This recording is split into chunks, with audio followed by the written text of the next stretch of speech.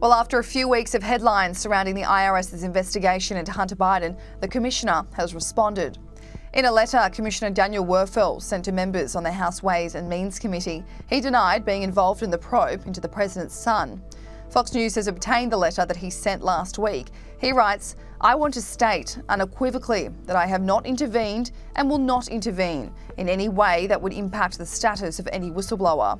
That comment comes after the fact that two separate whistleblowers working on the IRS's investigation into Hunter Biden's taxes have alleged senior officials retaliated against their concerns with the probe by taking them off the investigation. The first whistleblower came forward seeking whistleblower protection from Congress and had been working on the probe since 2020. The second whistleblower had been working on it since it began in 2018.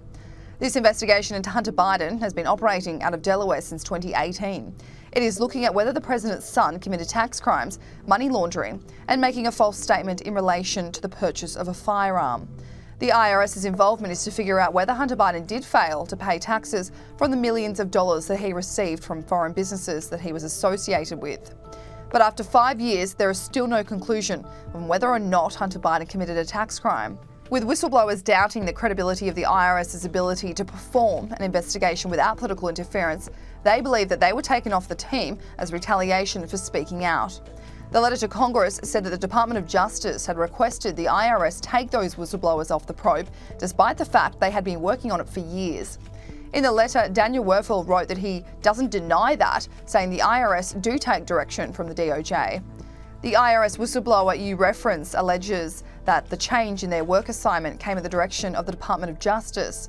As a general matter and not in reference to any specific case, I believe it is important to emphasise that any matter involving federal judicial proceedings, the IRS follows the direction of the Justice Department. He continues that once the allegations came to light, he contacted the Treasury Inspector General for Tax Administration to seek advice. TIGTA confirmed that my role as Commissioner in any whistleblower proceeding is not an investigative one. When an IRS employee raises allegations of this kind, the Commissioner's office does not run an investigation, seek the identity of the whistleblower, or similarly intervene. Instead, the Inspector General serves as a critical guardian of the whistleblower process and conducts relevant inquiries into the matter. Now, this investigation has been in the headlines the last month or so, since the first whistleblower wanted to come forward to Congress and discuss how it had been giving preferential treatment to the president's son and was a clear conflict of interest. A few weeks later, that whistleblower and his entire team were taken off the case, to which a new letter was written, expressing retaliation by the IRS. On April 27, 2023, IRS Commissioner Daniel Werfel appeared before the House Committee on Ways and Means. He testified, "I can say without any hesitation there will be no retaliation for anyone making an allegation or a call to a whistleblower hotline. However, this move is clearly retaliatory and may also constitute obstruction of a congressional inquiry."